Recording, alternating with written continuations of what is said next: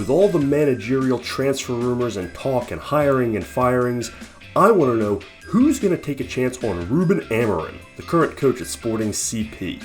That's the question we're going to talk about here on Stoppage Time at Pints and Punditry. Welcome back to Stoppage Time at Pints and Punditry. Before we get started, I want you to hit that subscribe button for me if you don't already follow the channel. Like this video for me. Please comment below on your thoughts, my thoughts, anybody's thoughts. And of course, if you don't follow us on Twitter yet, do so at TotalFIFACM.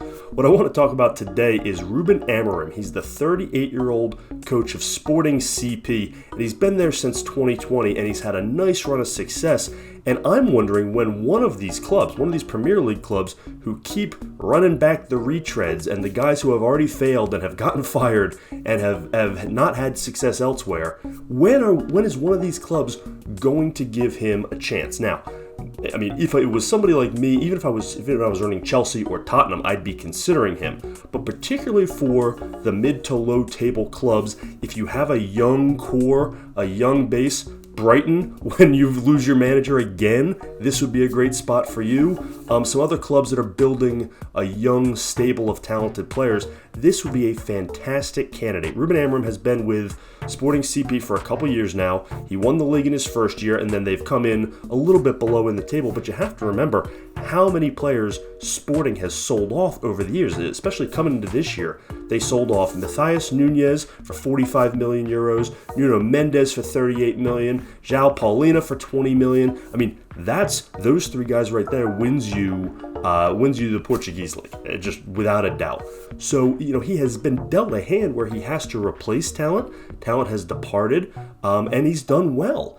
His track record speaks for itself. He's got 106 wins, 23 draws, and 27 losses over the course of 2 into 3 seasons. He's a really talented manager. He's well organized. He has a great reputation for running a very organized training session and really in game preparation, having players ready to play and being organized on the pitch tactically. So for all these fan bases that complain about the tactical limitations of your managers, Leeds fans, I'm talking to you, this would be a great place for you to turn with that young core that you have. And you complained about Jesse Marsch not being good enough tactically, but he was a good leader of men, and now you see what's happening there since he left, and they're talking about firing a manager again, and the wheels have just come off. This would be a great spot to turn to for a young manager who's used to working with young players, and he gets applauded for his training and his organizational practices and his tactical brilliance, if you will. He's just a highly regarded manager, and he's been in discussions for a number of these jobs, but he's never gotten past the initial sort of, we're considering him, but then they move on to the bigger names, the Mauricio Pochettinos and the Julian Nagelsmanns, and some of the bigger names that have been around that come with more of a track record, and that is a good argument to be made.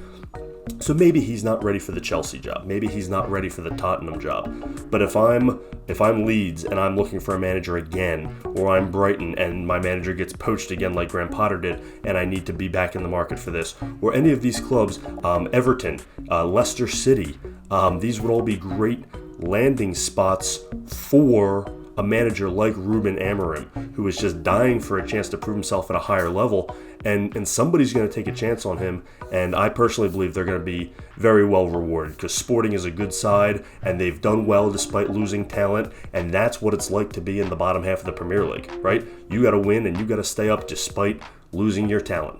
And so a guy who has been organized with that and has done that in the past would be a great fit. I'll throw one more out at you. Maybe Wolves, because of their history with Portuguese players. He's a Portuguese native himself, and he's been in the Portuguese league, so he has some familiarity with a lot of these players. Just another possibility. But somebody's going to take a chance on Ruben Amorim, and I think they're going to be very happy that they did.